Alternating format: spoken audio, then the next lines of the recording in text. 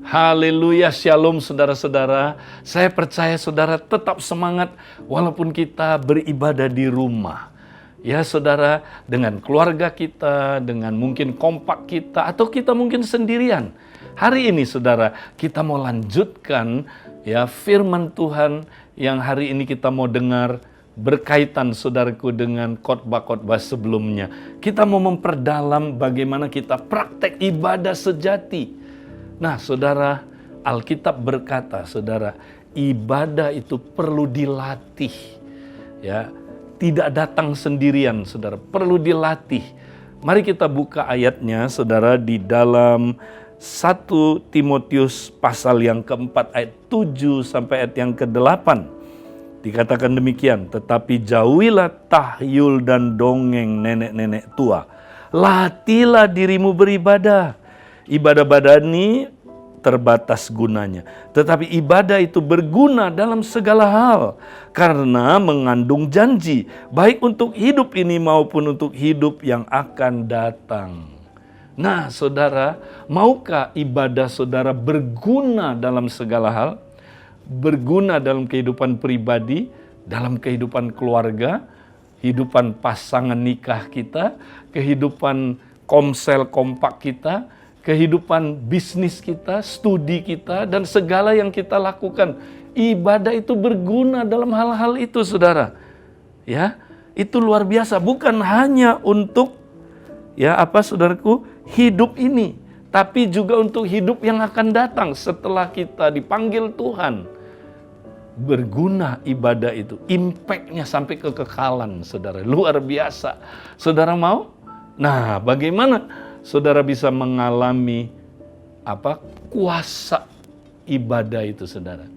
Nah, kalau saudara mau mengalami ibadah yang berkuasa, saudara, ayat ini bilang, latihlah dirimu beribadah. Nah, itu dia. Perlu latihan.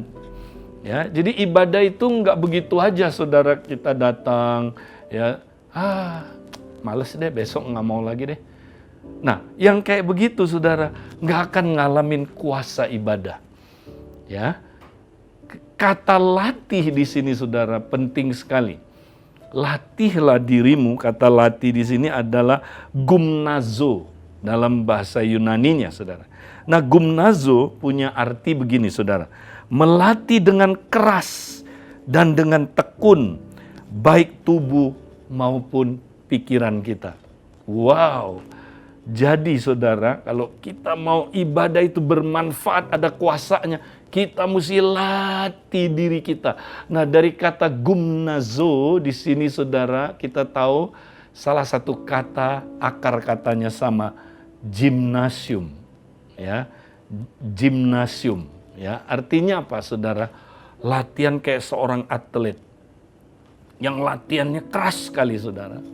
Ya, sampai dia menguasai skill yang dia mau latih itu, saudara, olahraga yang dia mau latih itu, ya. Nah, dia harus tekun lakukan. Ya. Jadi, saudara, itu bersangkut paut dengan baik tubuh kita latih maupun pikiran. Nah, ini, saudaraku, persis sama dengan Roma 12. Nah, maka kita ulang lagi, saudaraku, apa itu ibadah sejati? Lihat, sama, saudara, tubuh dan pikiran yang kita latih, saudaraku. Coba kita lihat Roma 12, saya mau baca, saudaraku, ya, ayat 1, 2, dan 4. Karena itu, saudara-saudara, demi kemurahan Allah, aku menasehatkan kamu, supaya kamu mempersembahkan tubuhmu sebagai persembahan yang hidup, yang kudus, dan yang berkenan kepada Allah. Itu adalah ibadahmu yang sejati. Nah, pertama, saudara, ya, jadi ibadah sejati itu kita melatih tubuh kita. Nah, melatih apa? Bukan ototnya, saudara. Yang kita latih adalah supaya tubuh kita tunduk kepada Tuhan.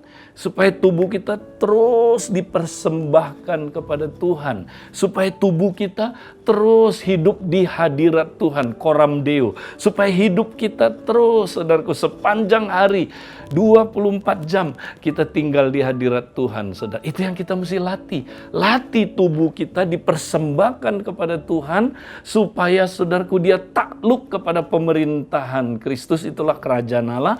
Supaya, saudaraku, kita terus-menerus diperintah sampai, saudaraku, sepenuhnya kita diperintah, kita tinggal di hadiratnya selalu. Itu yang pertama kita mesti latih. Nah, yang kedua apa, saudara? Dikatakan janganlah kamu menjadi serupa dengan dunia ini, tapi berubahlah oleh pembaharuan budimu. Yang kedua yang kita mesti latih ternyata budi kita. Ya. Nah, budi ini apa, saudara? Budi ini ya 3P, masih ingat? Pikiran, perasaan, perilaku. Itu yang kita mesti latih terus.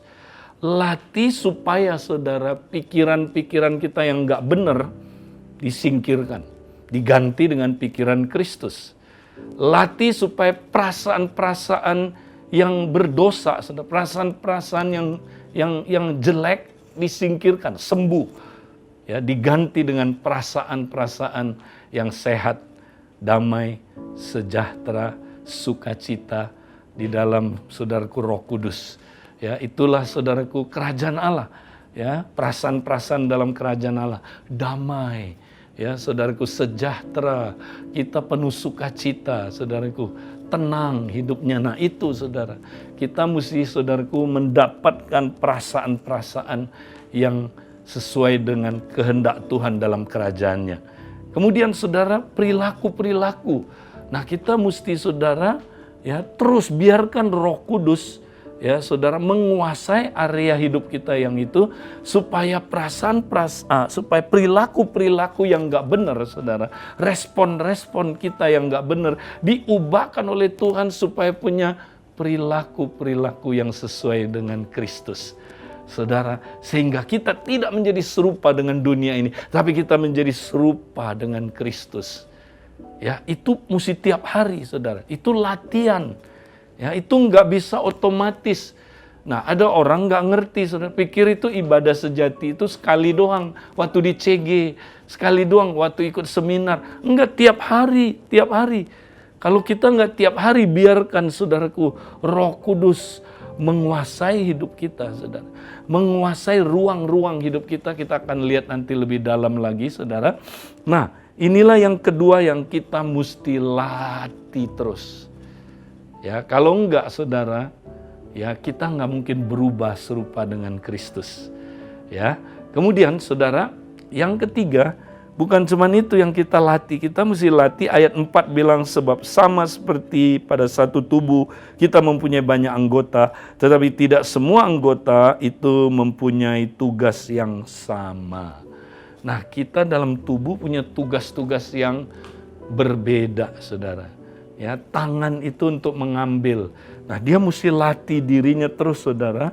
Ya, latih dirinya untuk berfungsi dalam tubuh, karena dia tangan. Ya, kalau tangan diam aja, saudara, ini lama-lama, saudaraku, dia bisa fungsinya nanti nggak maksimal, nggak pernah dipakai. Saudara harus pakai karunia-karunia yang Tuhan percayakan kepada saudara untuk membangun tubuh Kristus. Bukan hanya membangun tubuh Kristus, untuk bersama-sama menjangkau jiwa, melayani orang lain yang di luar tubuh Kristus, supaya mereka mengalami kuasa Tuhan dan mereka boleh masuk ke dalam kerajaan Allah, dicangkokkan ke dalam tubuh Kristus. Jadi, saudara, ini latihan-latihan yang kita perlu terus praktekkan, saudara. Inilah latihan ibadah. Kalau saudara latih diri saudara, dahsyat, ada kuasanya, saudara. Nah, apa target kita, saudaraku, dalam ibadah? Kita latih diri kita supaya apa? Nah, targetnya mari kita lihat, saudara. Saya kembali ulangi, ini semua ayat-ayat kita udah pernah, saudaraku, baca. Efesus 3, kita akan baca ayat 16 sampai ayat 17. Demikian firman Tuhan. Aku berdoa supaya Ia menurut kekayaan kemuliaannya menguatkan dan meneguhkan kamu oleh rohnya yang ada di dalam batinmu. Ya, sehingga oleh imanmu Kristus diam di dalam hatimu dan kamu berakar serta berdasar di dalam kasih. Ini targetnya, saudara. Target kita ibadah adalah ya supaya hati kita, saudara, didiami oleh Kristus sepenuhnya melalui Roh Kudus. Karena Roh Kudus mau menguatkan batin kita. Batin itu manusia yang di dalam, manusia batinia. Ya, atau sebutan lain hati. Nah, hati itu, saudaraku, hati kita adalah rumahnya Tuhan. Karena Tuhan berdiam di situ, Roh Kudus katanya berdiam di situ. Ya kan? Allah itu ada di dalam hati kita itu. Ya, jadi hati kita adalah rumahnya Tuhan. Nah, makanya saudara jangan biarkan Tuhan Yesus hanya jadi apa, saudaraku, tamu. Banyak orang Tuhan Yesus hanya jadi tamu. Ya. Dia biarin Tuhan Yesus di ruang tamu. Padahal dia tuan rumah. Padahal rumah ini milik dia, bukan milik saudara lagi. Makanya mesti dipersembahkan. Tiap hari dipersembahkan. Setelah kita persembahkan, kita biarkan Tuhan mari berkuasa dalam rumahmu ini. Ini bukan rumahku lagi, ini rumahmu Tuhan. Berkuasalah dalam rumahmu. Nanti Tuhan mulai masuk lebih dalam, dia mengambil alih ruang-ruang dalam hidup kita, saudara. Wow, ketika dia masuk ke ruang keluarga kita, di situ terjadi pemulihan keluarga. Nanti dia akan beri kita kekuatan.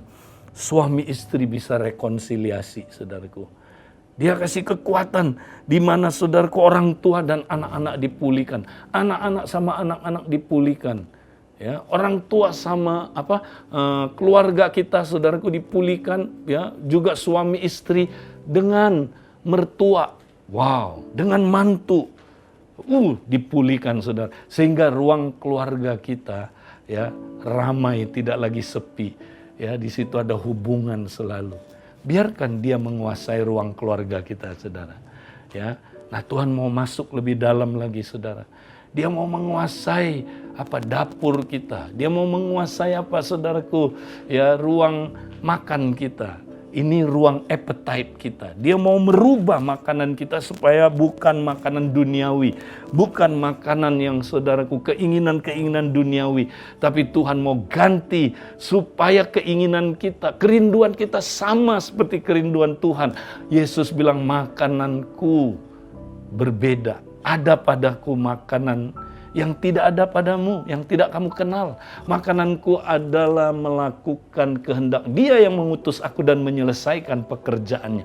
Artinya misi, jiwa-jiwa. Saudara, ketika engkau biarkan ruang ini dikuasai oleh Tuhan, ruang kehendakmu, nanti Tuhan taruh belas kasihan buat jiwa-jiwa. Saudara rindu melayani jiwa-jiwa. Enggak lagi egois pikirin diri sendiri. Biarkan dia masuk ke ruang saudara? Ya, ruang tidur kita. Alkitab bilang, jangan kamu menajiskan tempat tidur. Ini ruang hubungan suami istri secara rohani. Ya, hati-hati, saudara. Di ruangan itu banyak perzinahan. Banyak pria ngelihat istri orang lain, dia membayangkan, saudara, mengingini wanita itu. Ya, dia membayangkan, wow, kalau dia jadi istri saya luar biasa. Atau istri bayangin dengan suaminya PKS. Atau saudaraku dengan suami penatua. Ya, nah, saudara, itu mesti kita bertobat. Kalau kita nggak bertobat, saudaraku, ya, kita nanti satu saat pasti ada perselingkuhan. Ya, ada satu pasang dia cerita, saudara. Ya, dia udah nggak kuat tiap kali ikut ibadah sejati, saudara. Tuhan tegur dia. Ya, kamu nggak pernah ngaku dosa ini. Ya, kamu sudah lama simpen dosa ini. Udah, kalau nggak salah dia simpen berapa? Hampir lebih dari 10 tahun, saudara. Tuhan bilang, aku mau kamu terbuka supaya kamu sembuh. Karena dia stres hidupnya. Dia nggak bisa tumbuh dalam Tuhan. Dia nggak bisa mengasihi istrinya, saudara. Tapi ketika dia hari itu saudara, diingetin Tuhan. Kamu pernah bikin janji kan? Bahwa aku nggak akan terbuka dengan siapapun. Ya, sampai aku mau mati nanti berapa menit sebelum mati baru aku ngaku. Waduh, komitmennya dahsyat banget saudara. Untuk nyimpen dosa itu. Ya, sampai berapa menit nanti dipanggil Tuhan baru ngaku. Apa yang terjadi saudara? Roh Kudus siapkan dia. Akhirnya tubuh Kristus bantu dia saudara. Dia ngaku. Ternyata dia nggak dihakimi saudara. Tubuh Kristus begitu mengasihi dia saudara. Kompaknya begitu mengasihi dia.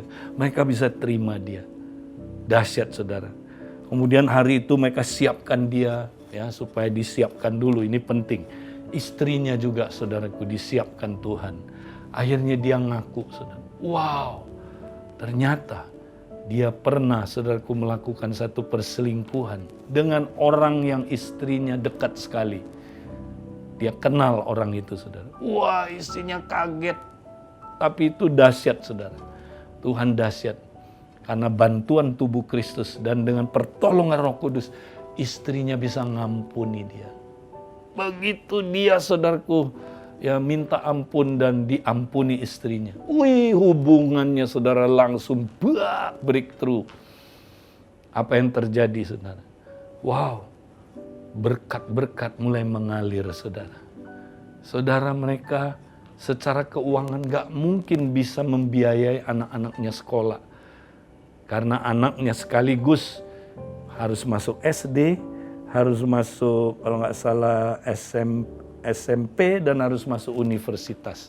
Gak mungkin saudaraku punya uang pangkal untuk dibayar. Tapi dahsyat saudara. Ketika dia didoain terus di dalam ibadah sejati, saudara, mujizat terjadi, saudara. Ya, ada satu tanah yang dia tidak bisa jual, saudaraku, karena tanah itu nggak mungkin laku. Habis ibadah, Tuhan suruh dia telepon teman lamanya. Dia telepon teman lamanya yang tanya, kamu ada tanah nggak di tempat anu? Wow, saya mau beli. Wah, itu tanah yang saudara dia punya itu saudara.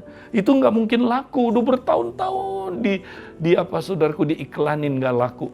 Ketika dia saudaraku cerita ini temannya nggak pakai tawar. Mana dia? Begitu dia lihat dia bilang saya bayar. Wow, itu uang saudaraku cukup untuk dia bisa bayar semua uang sekolah anaknya saudara. Bukan cuma itu saudara. Tuhan pakai pasangan ini saudara, memenangkan orang tuanya, memenangkan keluarga-keluarganya. Tuhan berkati mereka. Mereka kompaknya luar biasa, bertumbuh dahsyat. Saudara, itu dahsyatnya kalau kita beresin ruang-ruang hati kita. Ya, ruang tidurnya diberesin. Ada orang Tuhan mau beresin saudaraku, ya toilet saudara, karena toilet saudara kotor sekali, itu hati nurani. Banyak orang hati nurani begitu kotor sampai dia nggak bisa dengar suara Tuhan lagi. Karena itu bicara hati nurani. Ya, dia nggak pernah ngaku dosa, nggak pernah terbuka. Jadi dia saudaraku nggak dengar suara Tuhan. Tapi ketika dia ngaku saudara, ketika dia hidup dalam terang, maka terjadi saudaraku, dia apa saudara ya disucikan, dikuduskan dari segala hati nurani yang gak benar saudara. Sehingga dia bisa dengar suara Tuhan. Dia jadi peka, imannya bertumbuh dengan cepat, tidak kandas imannya. Saudara, apalagi yang Tuhan mau kita ya bereskan saudara. Ya, ruang perpustakaan kita. Nah, ini pikiran saudara dan imajinasi saudara. Maukah saudara izinkan Yesus masuk ke ruangan itu? Supaya dia bongkar balik pikiran-pikiran yang gak benar. Ya, perpus itu banyak buku-buku, isinya pengetahuan-pengetahuan yang tidak alkitabiah, pengetahuan-pengetahuan filsafat dunia yang melawan Allah, yang tidak percaya, yang ragu, yang saudaraku penuh dengan macam-macam ya pikiran-pikiran yang salah. Tuhan mau itu dirubah. Itu hanya bisa dirubah kalau saudara rajin, ya, terus praktek saudaraku dengan apa? Dengan tekun. Latihan keras. Izinkan Tuhan, mari Tuhan kuasai pikiranku. Ya, mau nggak dia menguasai imajinasimu?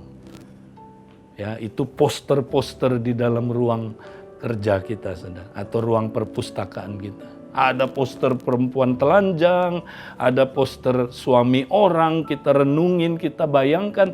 Saudaraku, biar Tuhan robek itu. Pria-pria, engkau mau bebas dari pornografi, kau harus izinkan dengan latihan keras dan tekun.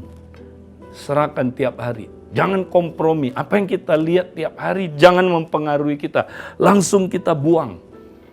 Ya, jangan kita lihat perempuan, ya Tuhan, ya ampun, ya pergi. Nah, jangan. Saudara, jangan diterusin. Mari kita biarkan Tuhan menguasai kita, saudara. Dengan imajinasi yang dari Tuhan, yang kudus, yang benar, yang sedap didengar, saudaraku. Puji Tuhan, pikirkan itu.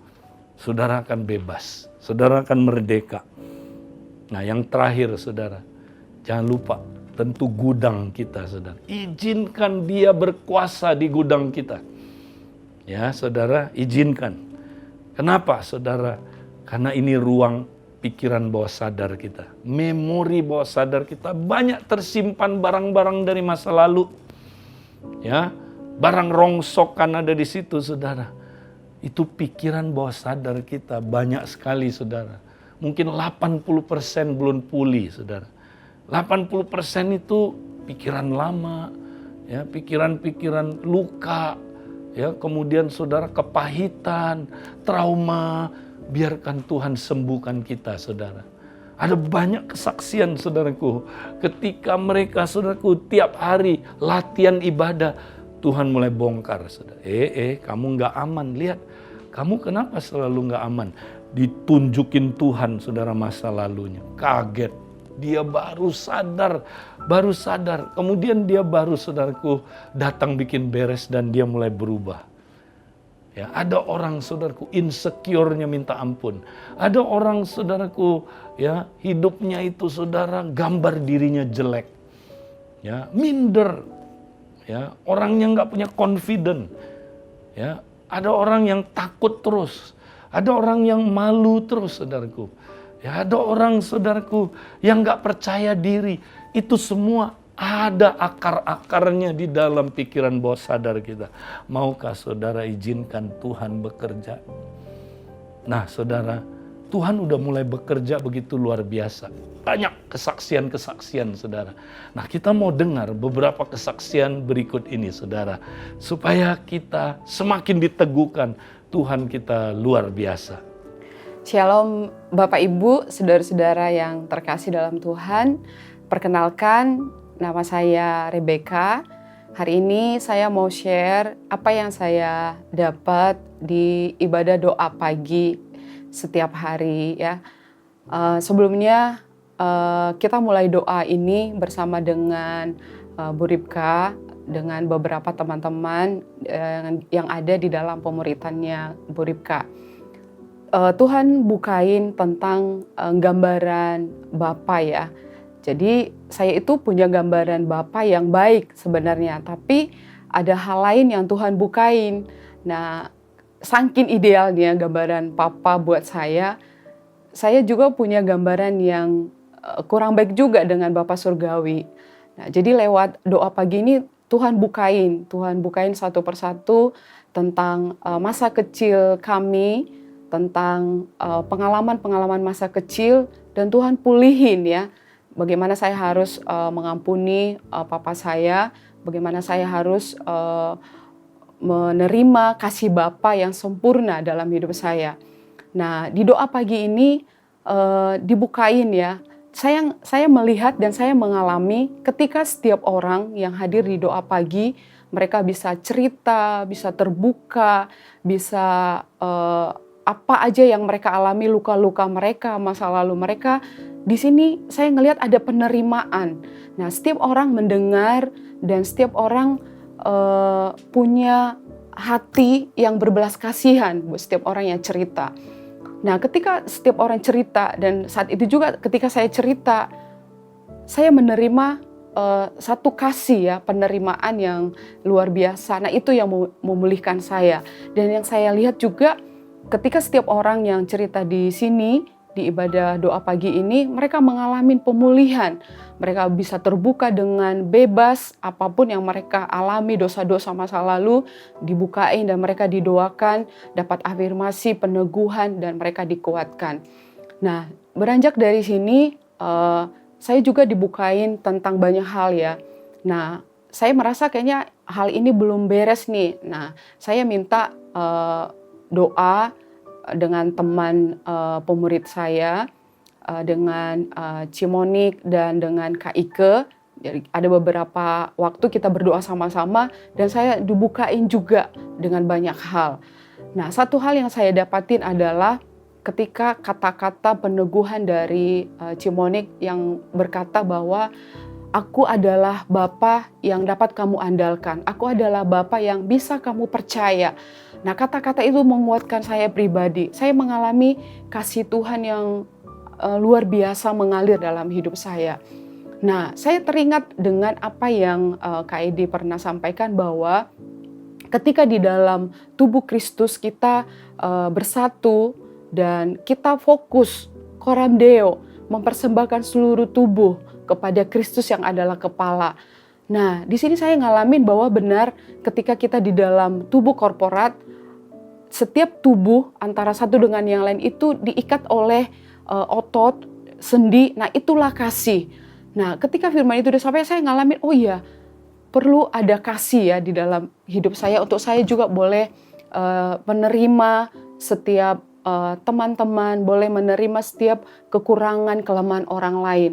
Nah, saya belajar, oh iya, kenapa juga respon saya dulunya negatif, kenapa juga respon-respon saya sebelumnya salah, dan kenapa teman-teman saya juga mengalami masih ada respon-respon yang salah, itu karena masih ada luka.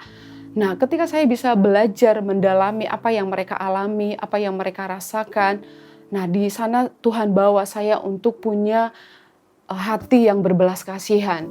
Saya mulai doakan mereka dan dengan teman kompak saya, kita sehati sepakat berdoa dan satu-satu Tuhan bukain apa yang mereka alami hari-hari ini.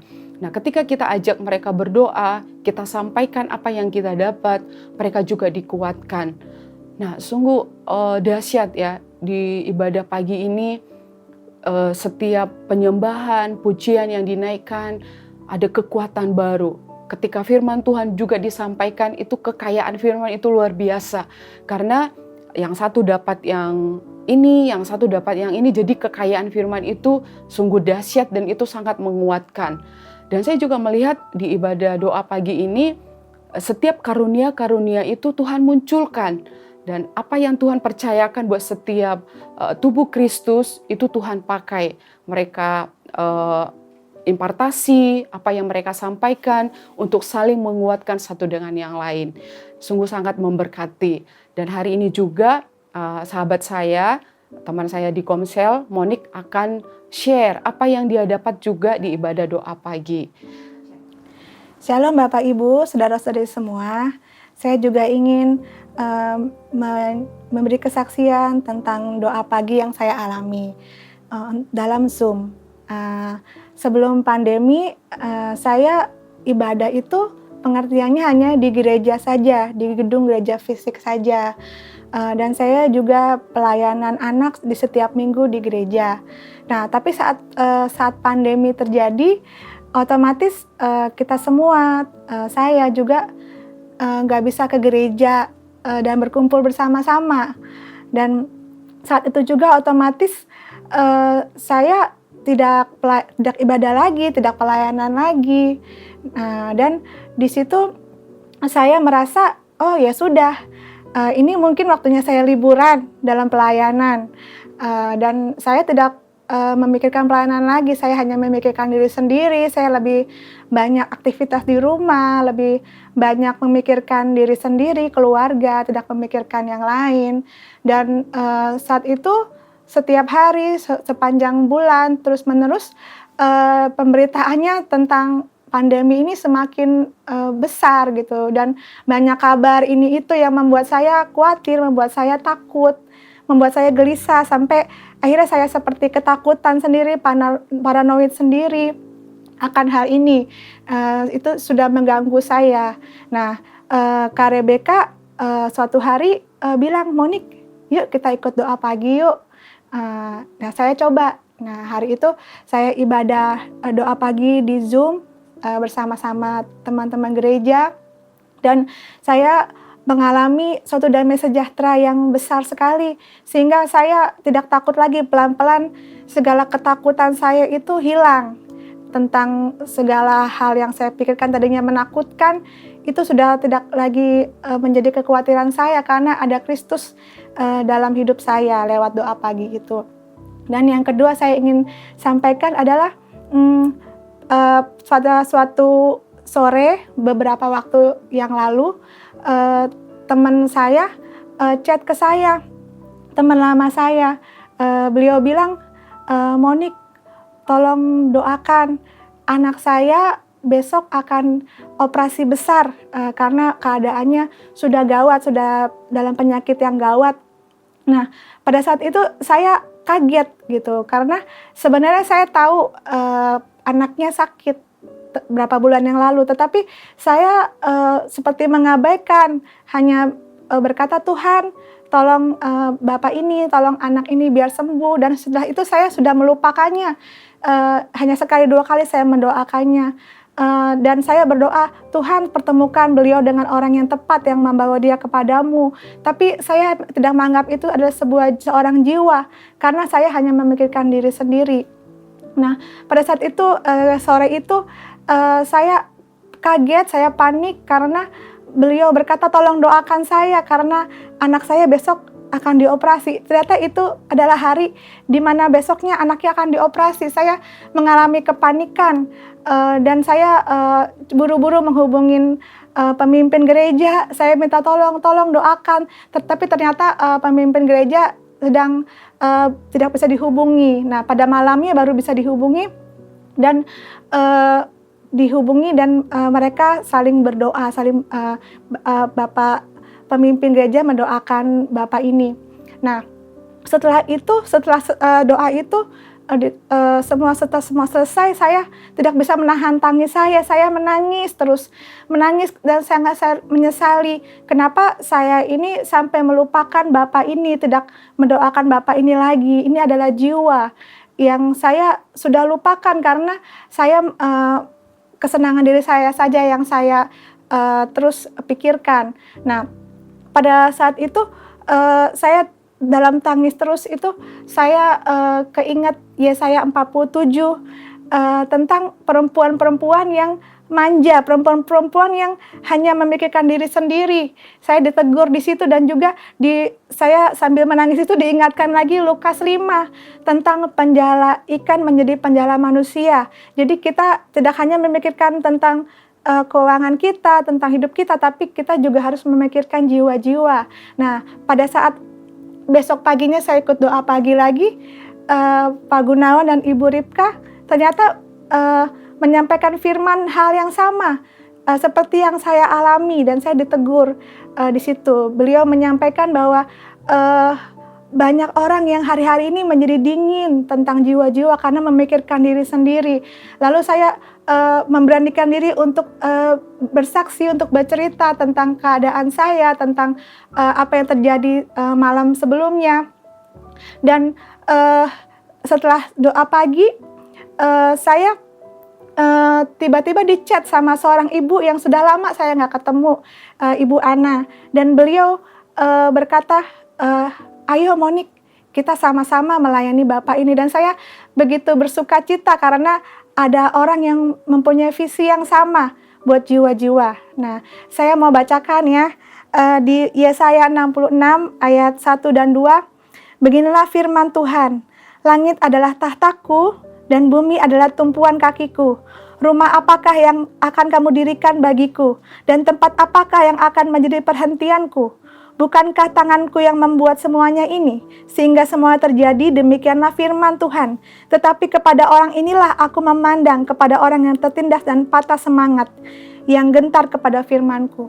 Nah, jadi saya mau encourage teman-teman di sini semua bahwa sekarang ini Tuhan sedang bekerja dalam tubuh Kristus korporat bukan hanya sekedar kita berpikir gereja itu adalah sebuah gedung fisik, sebuah bangunan fisik saja. Tetapi lewat kejadian ini, pandemi ini, kita mendapat pengertian baru bahwa rumah Tuhan adalah tubuh Kristus yang korporat, di mana saling membangun, saling mendukung buat teman-teman kita, buat orang-orang yang membutuhkan, buat orang-orang yang patah semangat.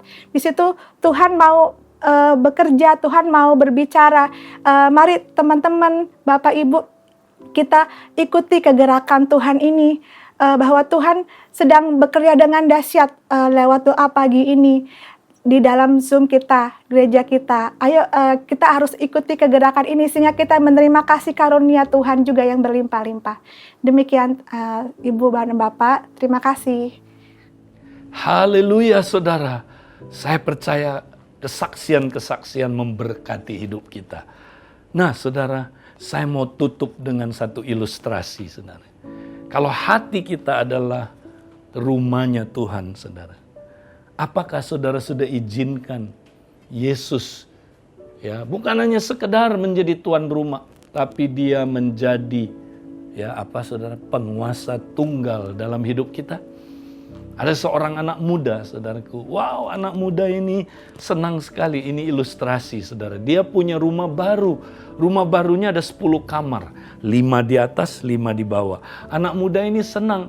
Lalu satu hari dia bikin kebaktian pengucapan syukur. Wah, maka dia undang Tuhan Yesus masuk ke rumahnya.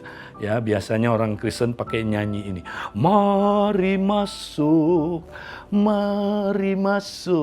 masuk hatiku, ya Yesus. Karena Tuhan Yesus itu sopan, adil, dan Tuhan Yesus nggak maksa. Ketika kita undang dia, saudara, dia bilang, terima kasih undang aku masuk.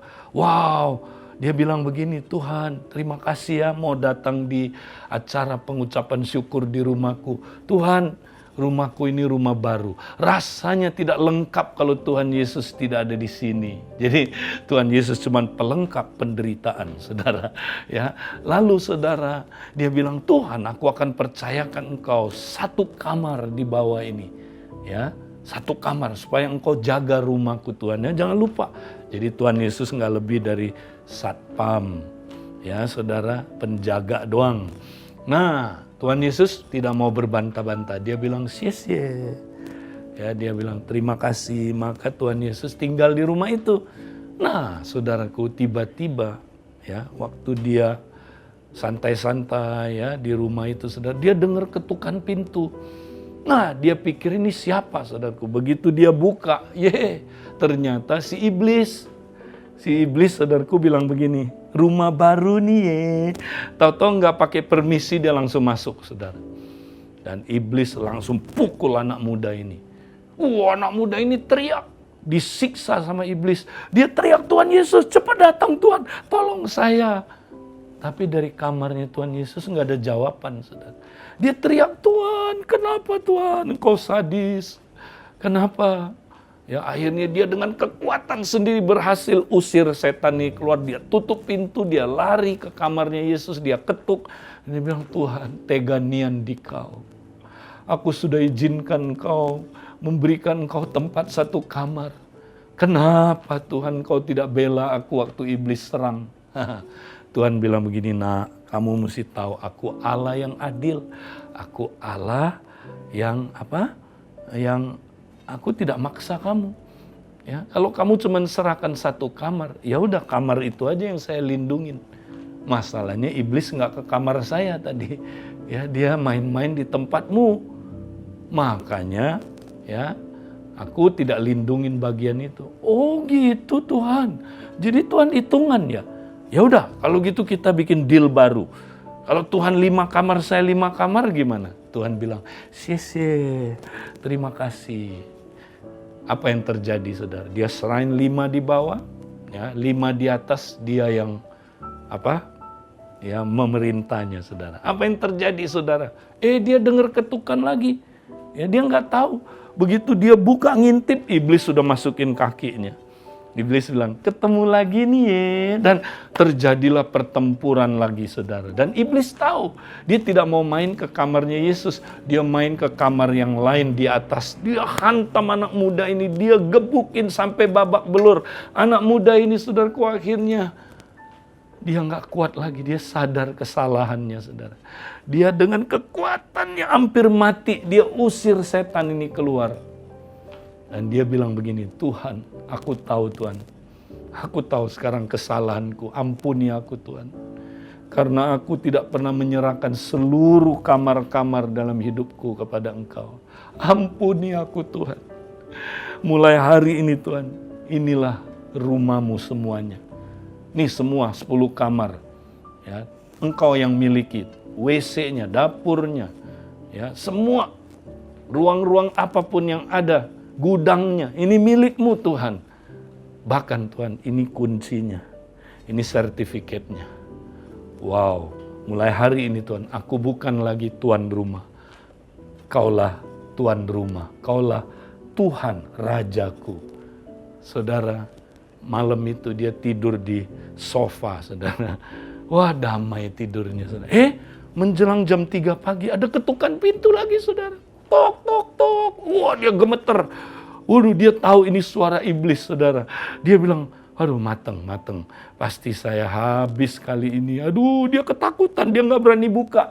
Tapi sebelum dia buka pintu itu, saudara, di luar ketok pintu, buka pintu, goblok. Anak muda, buka pintu. Wah, dia gemetar. Tiba-tiba, saudara, dia lihat di belakang dia ada Tuhan Yesus, saudara. Wow, Tuhan Yesus berjalan menuju pintu itu, saudara. Dia bilang, tunggu, karena rumah ini milik aku. Aku yang harus jawab, iblis. Wah, dia jalan ke depan pintu, saudaraku. Dia nggak pakai buka pelan-pelan, ngintip-ngintip kayak anak muda ini. Dia buka lebar-lebar, dia bilang, mau cari siapa kamu? Iblis yang baru mau marah, lihat Tuhan Yesus, dia bilang begini, sorry om, salah alamat. Sejak hari itu, saudara, dia nggak berani balik lagi. Kenapa, saudara? Karena dia tahu itu rumah udah sepenuhnya dikuasai sama Tuhan Yesus. Demikianlah hati kita, saudara. Mau nggak saudara bikin Yesus betah? Kata diam di situ betah. Biar dia betah. Kristus betah berdiam di dalam hati kita. Semua ruang-ruang dikuasai oleh dia, saudara. Dan kalau saudara lakukan ini, setan gak punya lagi, saudaraku, tempat. Haleluya. Makanya saudara, mari kita latih diri kita beribadah. Ya, kita mau endurance, praktek endurance dalam ibadah. Ya, latihan keras dan kemudian apa, saudara?